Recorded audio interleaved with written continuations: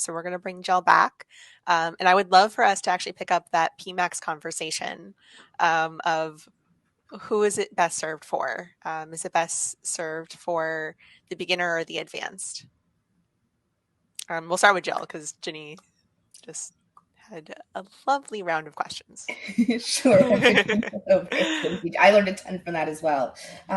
So this is something I just posted on LinkedIn yesterday, and it's gone quite viral within the Google Ads community. But in my experience, I'm recommending PMAX now more for advanced practitioners than Google Ads beginners.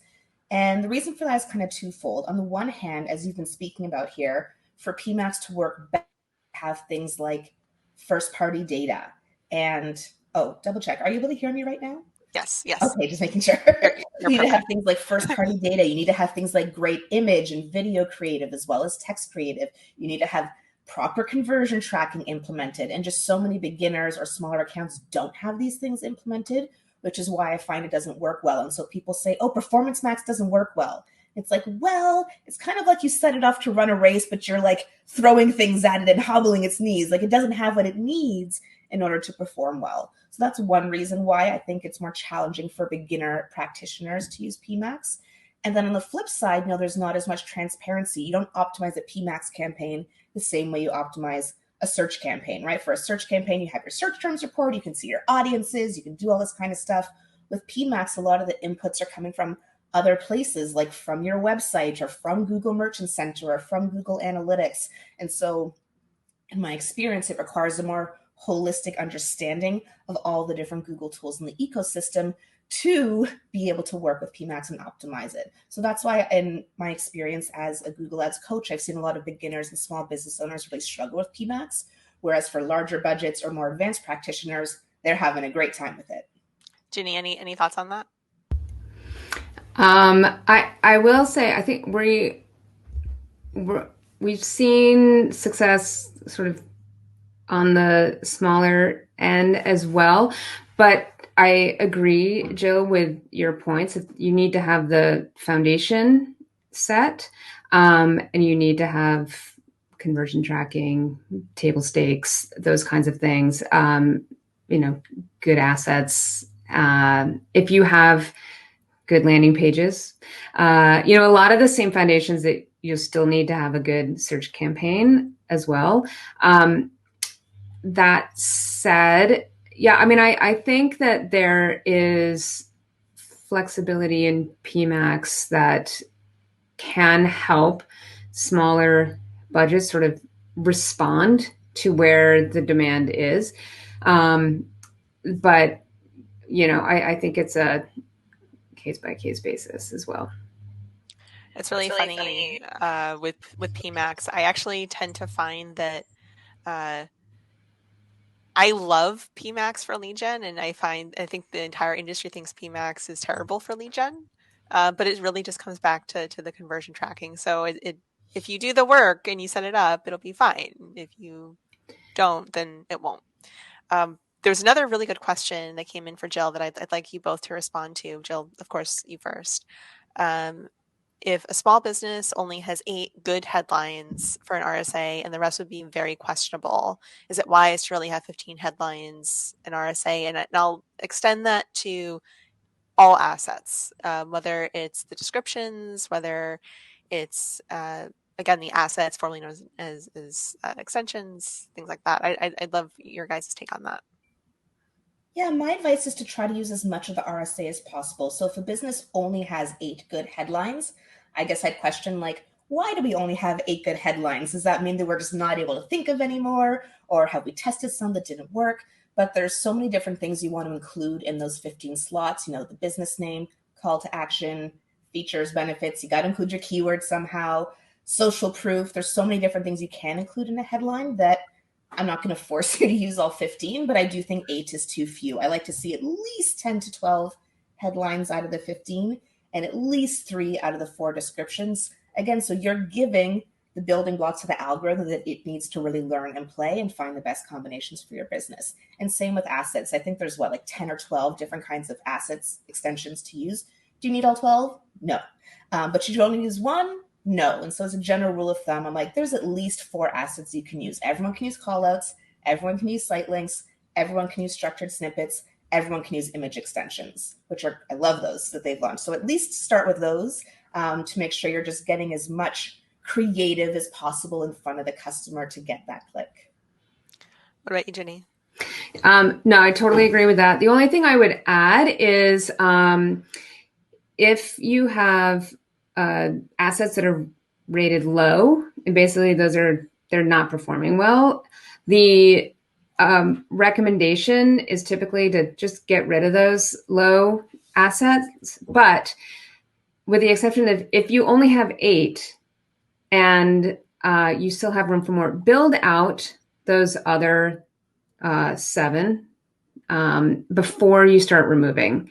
So that's the only caveat that I would put. I think build out as much as you can. And then once you have those assets in and the learning is well on its way and you start seeing ratings, that's when you can start swapping out your low rated assets for to keep testing and add new ones that are kind of built on what you're seeing as doing really well.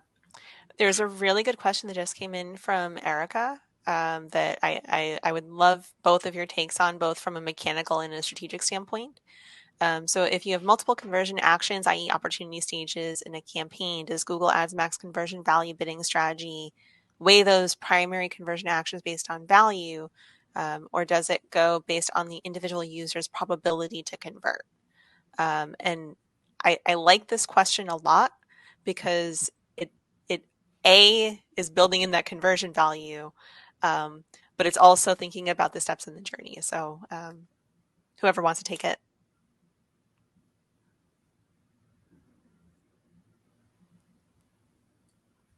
I will pick one of you. Okay, go ahead, Jyll.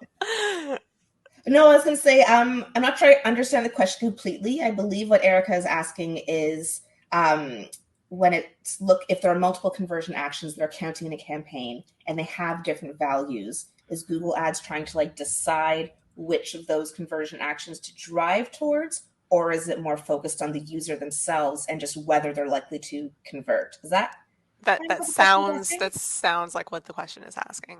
But Got whether it. So, the person probability or whether the monetary value.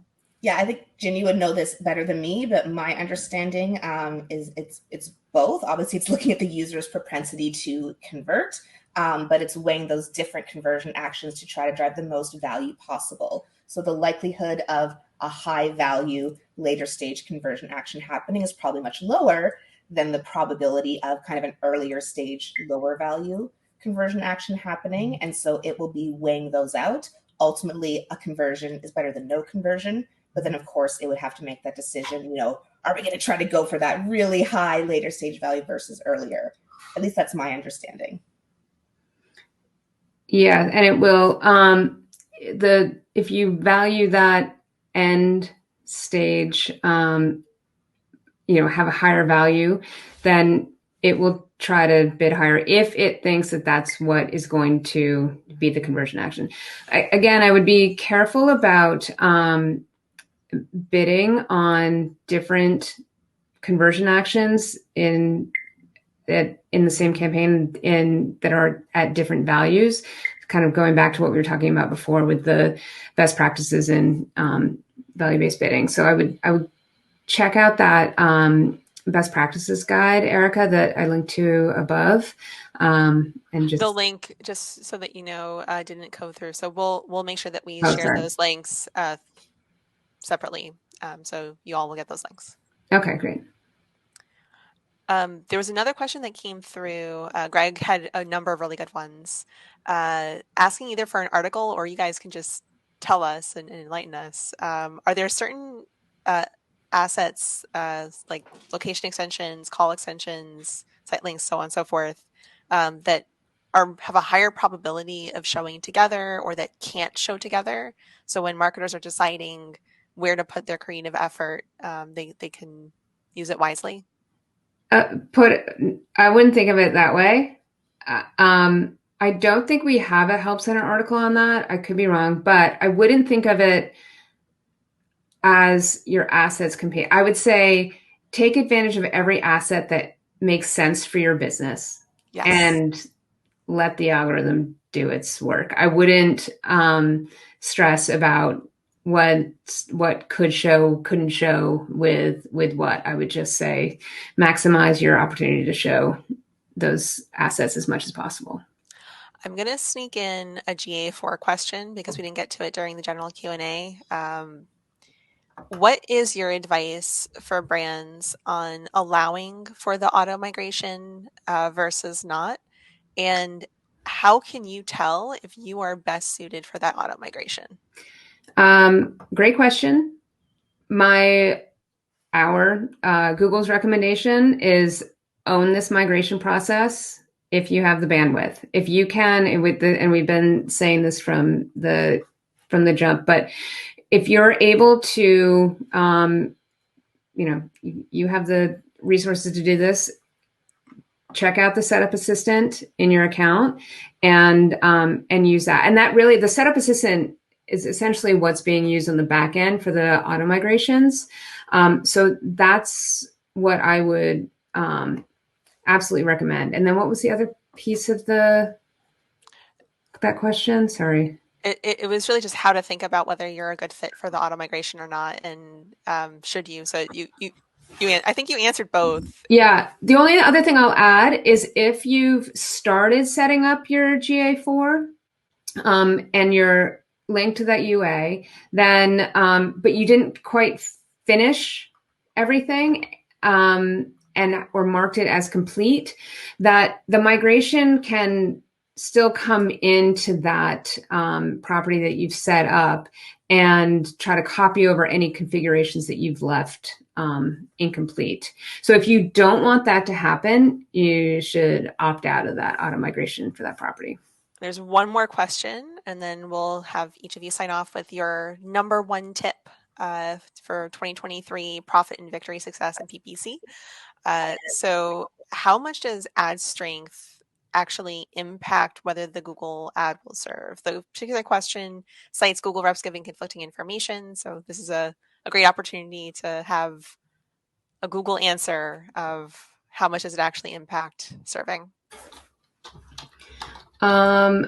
I can't comment on the serving piece. How to think about ad strength is it's another diagnostic tool for quality. And what you want to think of it as is what the correlation that we see with higher ad strength and why we recommend it is on average, higher click rate, higher conversion rate for better ad strength. So think of it that way. Again, it's not that it shouldn't interfere with your, if you want to test different things and your ad strength isn't excellent, just know that it's not excellent and you're doing your own experimentation, right? But that is how to think about ad strength, is that diagnostic tool to help inform you to understand how relevant your ad is to your keywords and landing page and everything else. So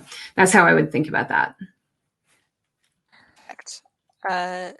So let's have you each sign off with your number one tip for PPC success, and then we will turn over to the next session. This isn't going to be rocket science, but really understanding how PPC has changed and shifted with automation, and the fundamentals of marketing are exactly the same, but how we engage with our account structure, manage our campaigns, understand what the metrics are that are important, and how to evaluate and wait and have some patience would be my number one tip. Mine would be along similar lines, Ginny. I think so many people are focused on, I don't have as much control as I used to. I'm losing control. Things are being automated. Grr! And I just encourage people to flip that on its head. Like, the world is changing.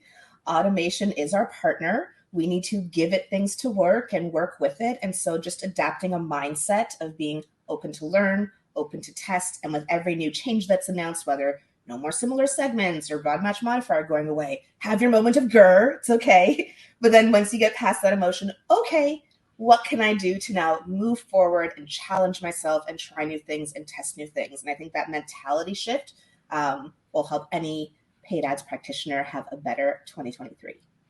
So we wanted to make sure that you all could have the most amount of time. So we went a smidge over.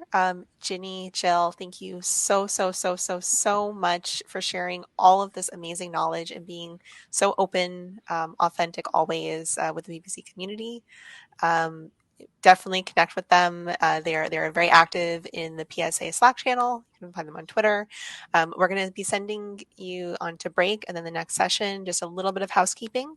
Perna is one of my absolute favorite speakers. She'll be speaking to you about content.